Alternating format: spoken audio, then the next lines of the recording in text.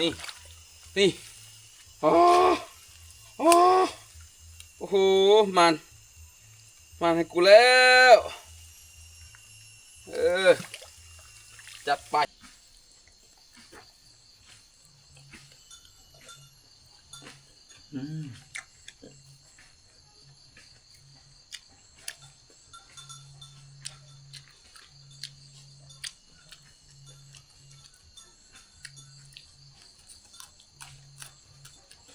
ทุกคน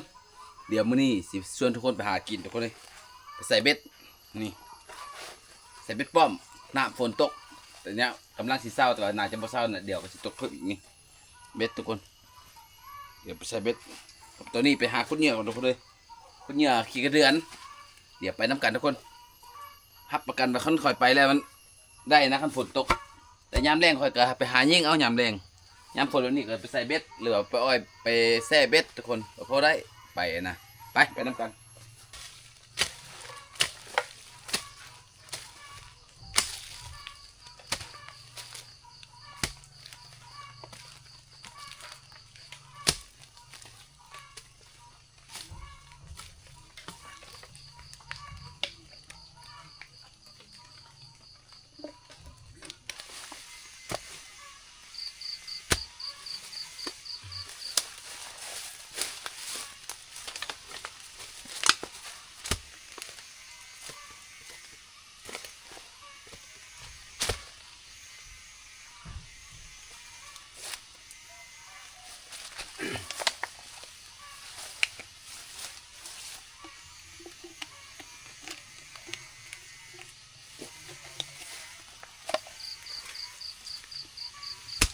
หลังจากที่เราไปขุดเหยื่อแล้วทุกคนได้เหยื่อมาเรียบร้อยเลยเตรียมไปหาเลยแบบนี้ทุกคนเนาะเพื่อไปหาแท้พุ่นคอยเคยไปหากันแท้เห็นบ่น้ำขุ่นทุกคนไปนำกันเลยแบบนี้พอได้ยุบไปปีกายนี่ฝนตกใหม่นี่ปลาดุกปลาลาดทุกคนเขาใส่ได้ปลาดุกกับปลาลาดได้ปลาลาดหูบ่ปลาลาดปลาอย่างภาษาไทยเขาเอิ้นปลาอย่างเนาะปลาลาดนี่ปลากระทงบ่แน่ใจน้ำขุ่นเลยทุกคนเลยอยู่แคมป์เฮือนกับพอได้ทุกคนถ้าไปไกลหลายกับบ่อมานบ่อนนี้เขาเคยหากินนะทุกคนมันละมานคนอื่นกับบ่ฮู้แต่คอยนี่มาแต่ละปีนี่ฝนตกใหม่นี่บ้าบ่ค่อยพลาดเลยทุกคนเลยคันคอยได้โชว์สีมือเลยนี่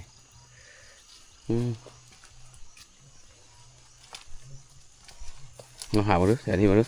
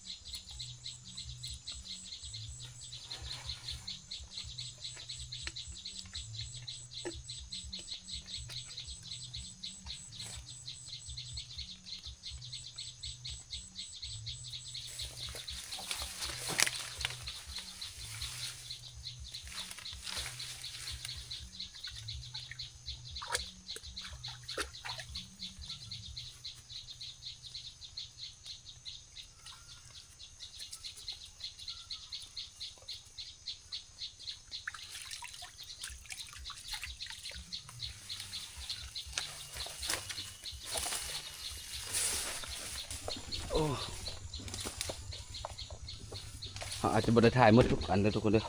ที่ใส่เด้อนี่น้ำนี่มันทางพุ่นมันมีบ่อนปลาบ่อนเลยนะ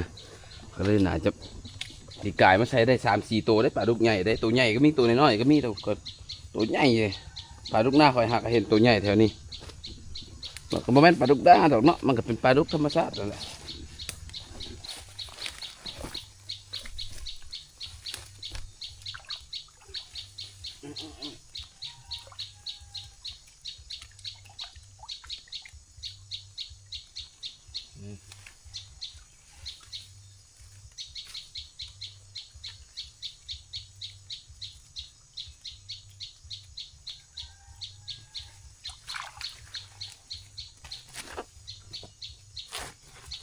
ยังหลายพอ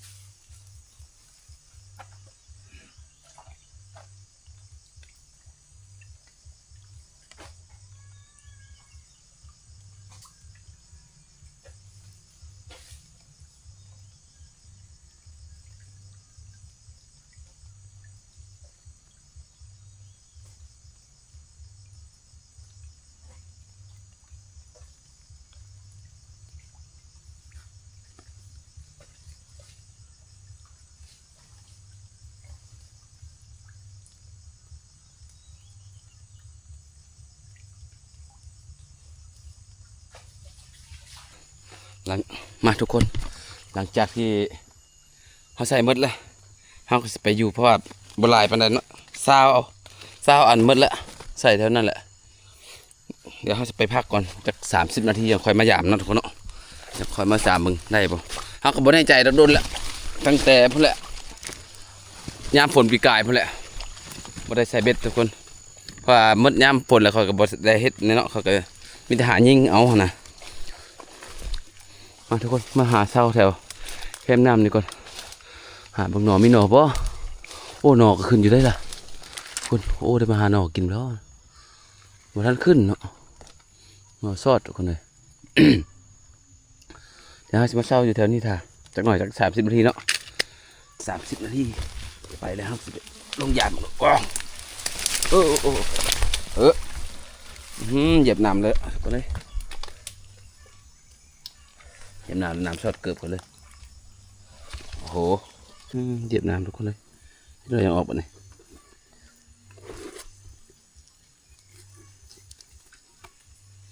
มันบ่ชอดทางนี้มันชอดอยู่แต่ว่ามันใส่ละเด้โอ้โหเห็นไรเนาะบัดนี้หักอยู่ในนี่ก็บ่หักบัดนี้กลางเคิกไปเลยได้ทุกคนเลย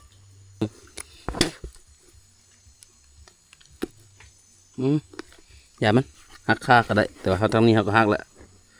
บ่เป็นหยังไปต่อ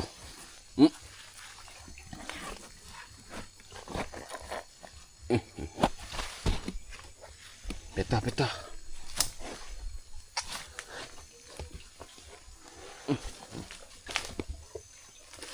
โอ้โหทางสัญญาณเลยจังหน่อยโอ้ย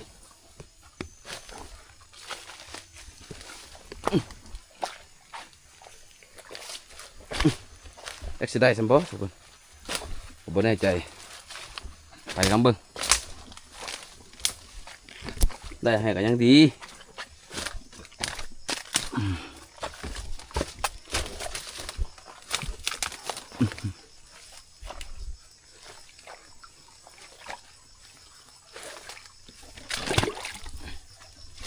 โอ้ยโอ้โหเริ่มเลิกน้ำเลิกทุกคนนี่น้ำขุ่นเนาะเขาก็เคยมาอยู่แต่มันจื้อบ่ได้ลองใดเป็นลองใดมาเลย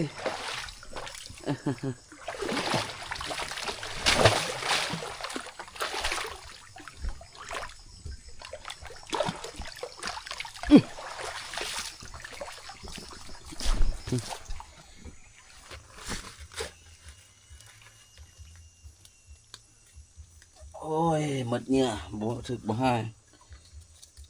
บ่ถึก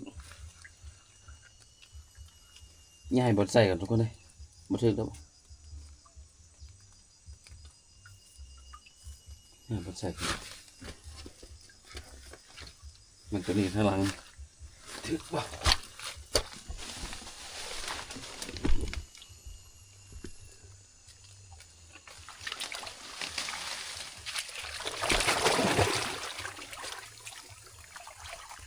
ถึงบ่นี่เพื่อติ่ง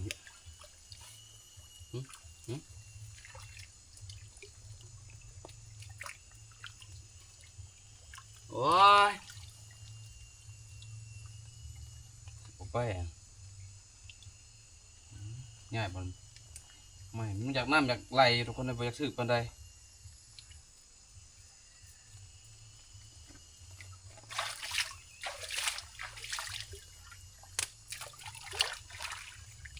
เก็บหอยนี่แหละนี่มีหอยพร้อมหอยปลากกวางพร้อม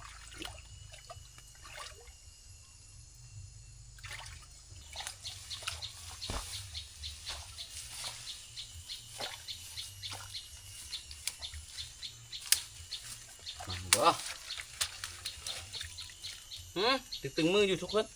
โอ้ปลาถึงแล้วปลายังวะ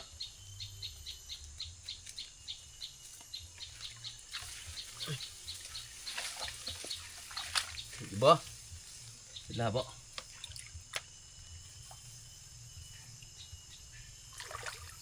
เฮ้ย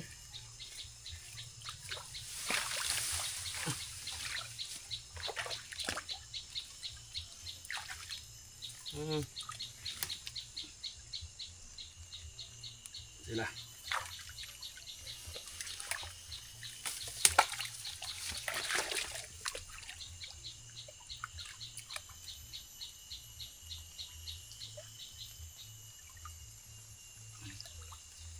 เอาปลาดุกเลยทุกคนปลาดุก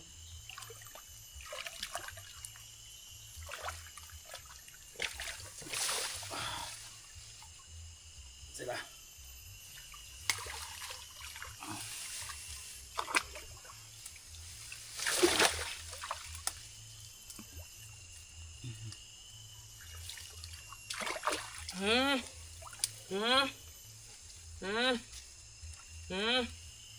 นี่ทุกคนนี่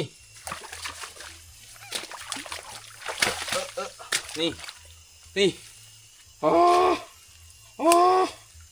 โหมันให้กูแล้วจัดไปทุกคน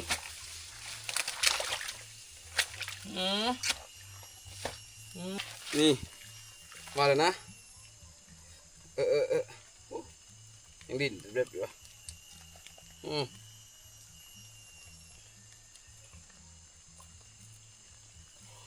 นี่ได้แล้วได้แล้วเก็บผักแล้วได้ปลาแล้ว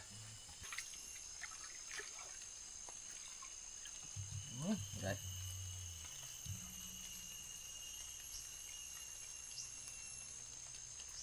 ฝนตกไม่มัน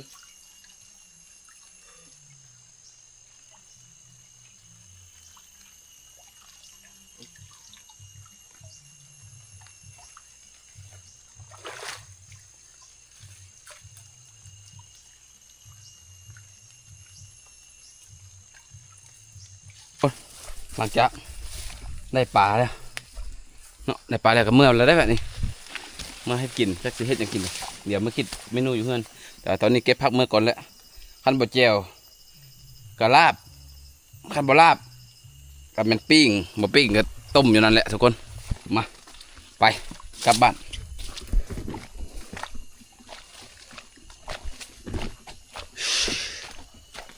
เมื่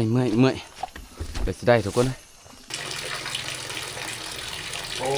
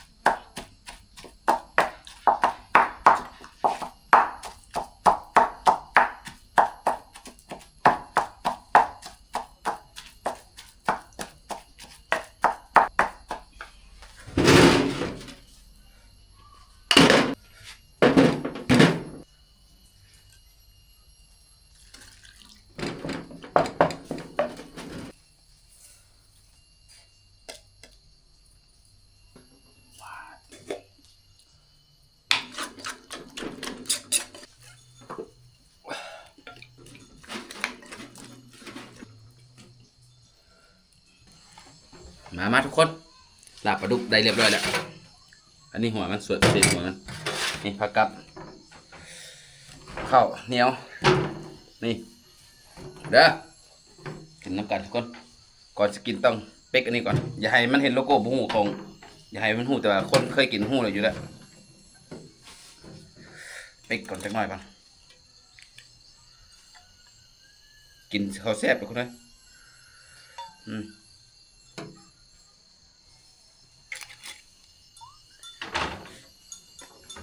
มาแซ่บ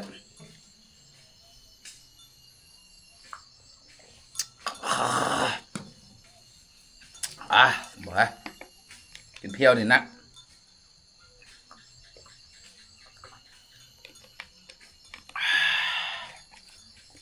มานี่ข้าวทุกคนเลย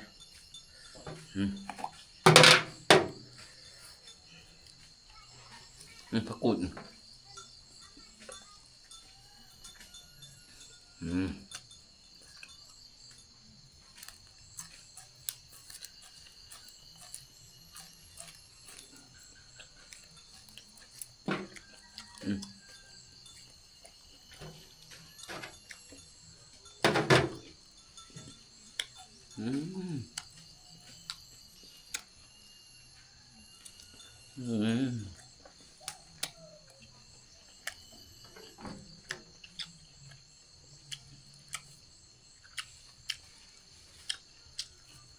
ครับ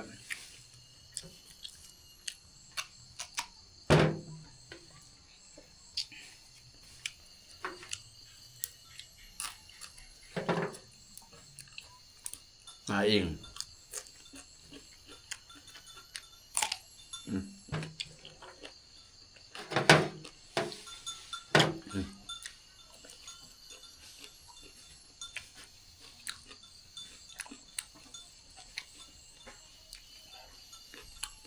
ของกินธรรมชาติ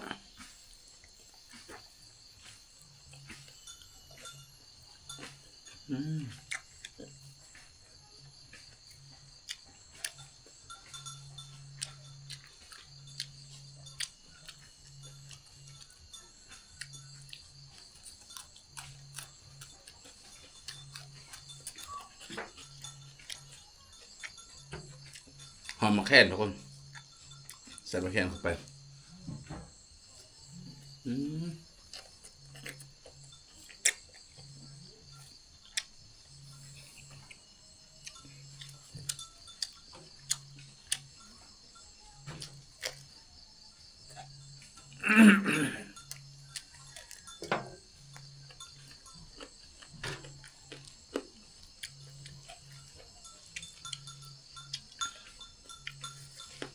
หอมหนัง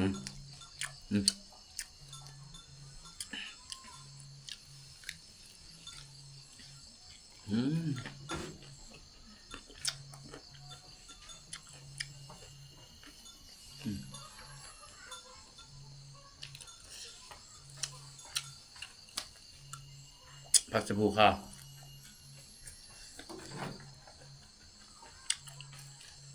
ครับ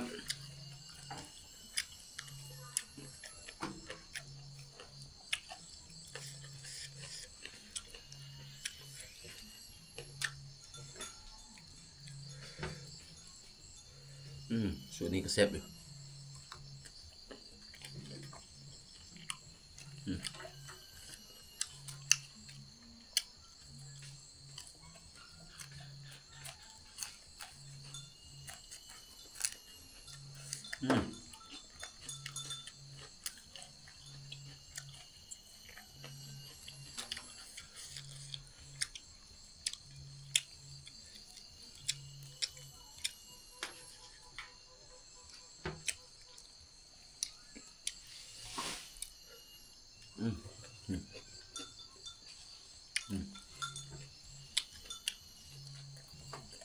หอมมะแขน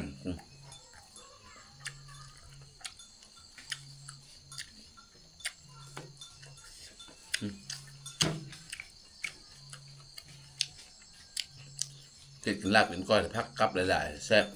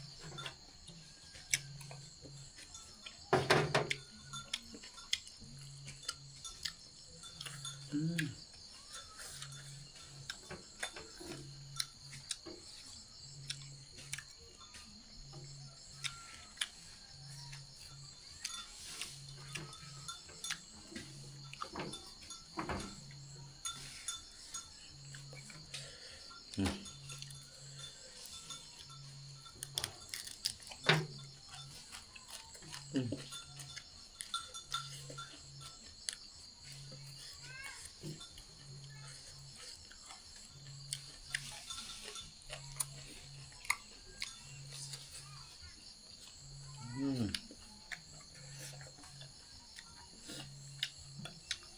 สักเป็ดอีก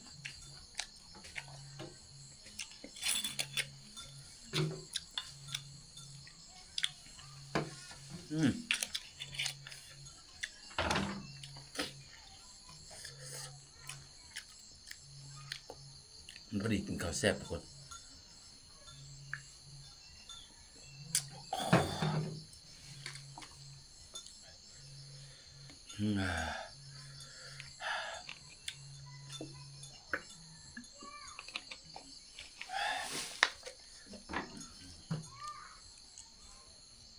พอ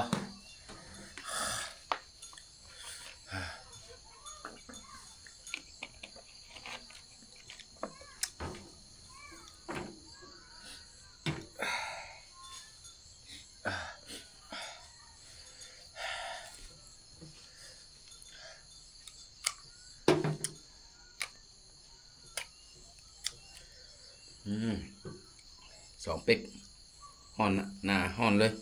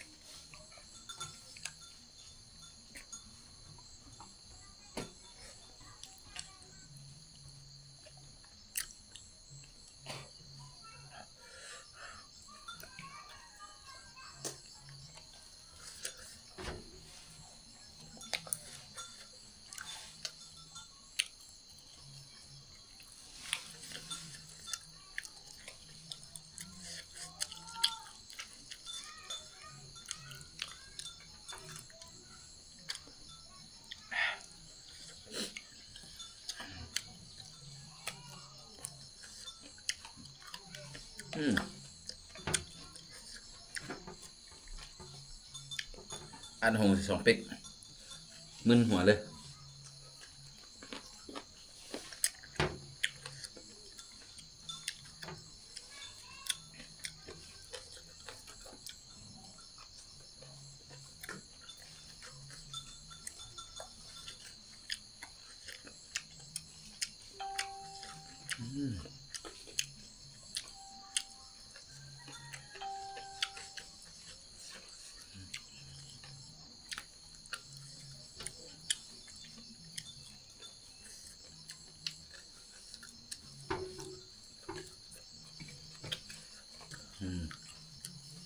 ชอบหัว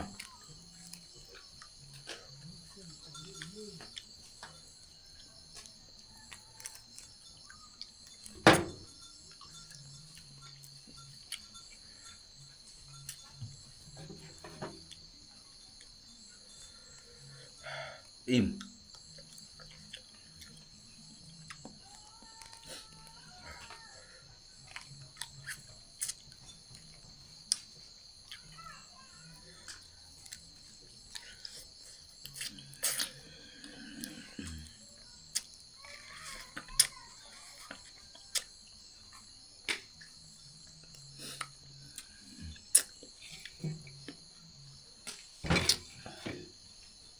สำกินมา